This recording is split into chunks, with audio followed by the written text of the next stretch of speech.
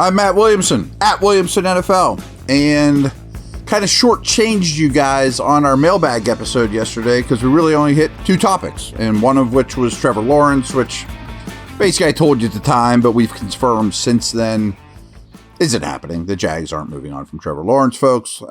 Maybe the Steelers called. They'd be crazy not to, but they aren't moving on from Trevor Lawrence. Maybe you get Christian Kirk from him. Different story altogether. I do think the Steelers have a good chance to trade for a wide receiver, a like Kirk type dude. But anyways, I still have all these good mailbag questions from you guys. So let's just dig right in now and see how many we can get to. Brant asked me, is it more likely the Steelers trade George Pickens or trade for a quarterback? That's tough. Now, I don't want to tease you, but I'm feeling more and more that Matthew Stafford will get traded. And I think the Jets and Giants are maybe his most likely destinations, if I'm right. But the Steelers are bonkers if they don't at least heavily dig into that market or heavily dig into that, inquire. You know, like maybe it's too pricey. Maybe he says, I only want to play one more year, 2 more years, whatever. He's a great player. So that is out there, and I believe it to be real. I'm recording this on Valentine's Day. Happy Valentine's Day, everyone. You'll probably listen to it on Saturday and over the weekend, so maybe something's even more comes out.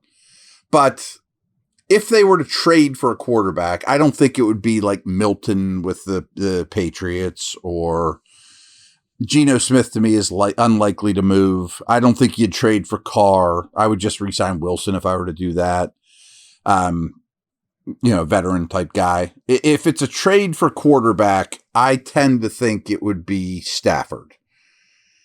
But I have to say the chances of that happening are under 50% though, right? I mean, that the Steelers trade for Matthew Stafford. I think the chances that Pickens gets traded is hovering around 50%. I mean, especially if you, as I mentioned, start to show, trade for Christian Kirk or Kupp or Debo or somebody like that, Tyreek Hill, land Devontae Adams, somebody like that gets cut. And you have that dude in place, and on draft day, you're into a day 2 receiver, and you've basically come to the conclusion that you don't trust or feel comfortable extending Pickens. I think there's close to a 50% chance he gets traded this offseason. So to answer your question, I'm going to say it's more likely Pickens gets traded than they trade for a quarterback. But neither's crazy. If I had to pick. My man, Michael Odesso, he's a great question asker. The more I look at the D-tackle class and see scenario where Nolan isn't there at 21, it seems the best option is to grab one in round 2 or 3. Seems the strength of the class is the depth in the middle rounds, not so much at the top. I'd rather an Alexander in round 2 than Grant in round 1. Thoughts? A lot of what you said I agree with. There's no question about that. I feel like if you're going to go D-line shopping, you want to get a star. Like, I don't want just a 4th round pick, Now, there's 2 ways to phrase that, though. I'm 100% with you that this D-tackle class is great. And it's so great, I might even draft 2. I might draft a Nolan in round 1 or an Alexander in round 2, and then get my nose in round 4 or 5, because there's a lot of options for all these. But Michael, you're 100% right that where you sit at 21, Graham from Michigan is long gone. Then there's going to be probably a stretch where there is not another defensive tackle taken.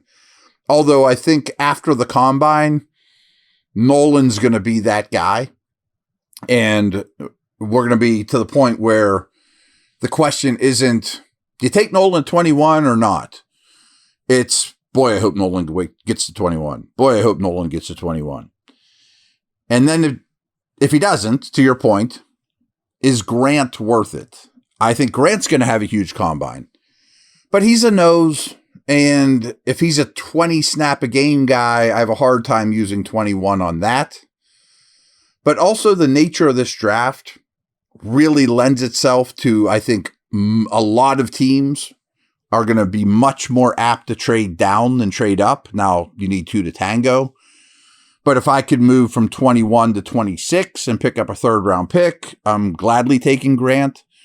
But to your point, and you're 100% right, the day 2 D tackles, noses and cam types, I don't want to call him an end because he really is not on the end of the line of scrimmage ever, are plentiful, and there's a lot of names. And trust me, I'll do a whole pod between now and the draft, of course, probably several, of all the D linemen I like for the Steelers. And I know everyone wants, you got to get Cam Hayward's replacement here. Yeah, that's great, but Cam Hayward's a top 10 defensive player that's going to the Hall of Fame, most likely. Like, that doesn't grow on trees, I mean, just give me a lot of really good D linemen, and I think this class sets up great for that. BetOnline is the world's most trusted betting platform and your number one source for online betting in 2025. Whether you're a seasoned fan or a first-time bettor, BetOnline is your ultimate game day companion with the largest selection of odds on everything from NBA and college basketball to the NHL and UFC. BetOnline continues to be your number one sports betting source. From every three-pointer to hat trick, BetOnline has you covered with odds, stats, and more for every game, every play, every win. BetOnline, the game starts here.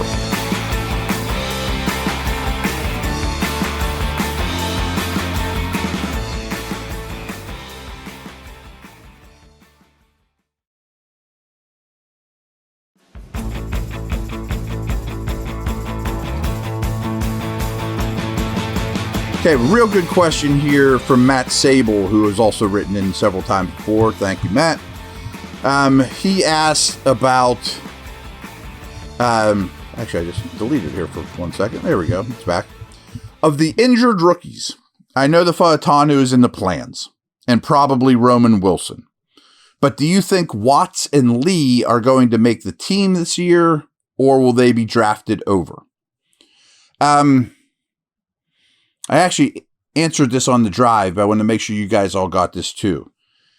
I don't love how you say is in the plans, because all these guys are in the plans. And I'm not giving you a hard time, Matt, obviously. And of course, last year's first round pick is very much in the plans as a hopefully core 10-year starter, Pro Bowler, type dude, of course. And I think it's safe to say that Roman Wilson is pretty darn guaranteed a roster spot next year. I mean, I don't think the reason he hasn't played is because they think he's bad at the game. I think that's very much in the mix. But I think the other two we need to talk about. And something I said earlier when I was on with Dale is I think there's, of these four, which is pretty crazy. Let's take a step back here. I mean, 4 of your picks, half your draft basically, you got nothing from. That's hard to overcome for any team. That's not ever talked about enough, in my opinion, of why the Steelers didn't live up to expectations or why things didn't go as everybody wanted. Well, half your draft class you got nothing from. I mean, that's tough. I mean, a first round pick, a third round pick, and 2 later picks, but still, they would have been in the mix. And I do think both would, I know both would have been active on game day or, part of the mix. Now let's start with Lee.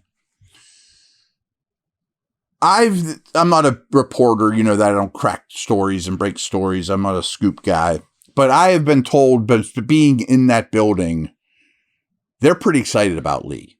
Now, I'm not saying he's the next Cam Hayward, folks, but I think that they've been very happy, pleasantly surprised with his time as a Steeler. And this is how I would equate that.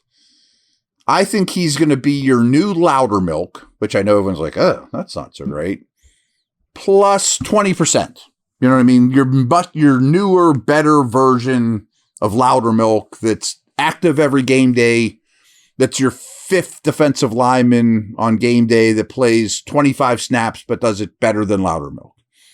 The young version of Lowry, or somebody like that, Armani Watts, who I liked here 2 years ago, that type of guy has a long, successful career, never a starter, but gets his jersey very dirty every game. I'll take that. That's, you get that for cheap for the next 3 years. Great. And maybe even extend him. I'm getting ahead of myself. I'm not talking about extending Lee. So I think he'll be in the mix. And I'm not saying him or Watts is guaranteed a roster spot next year.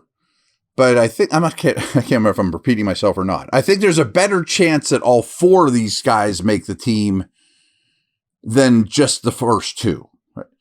Now, Watts is a guy I'm kind of intrigued with.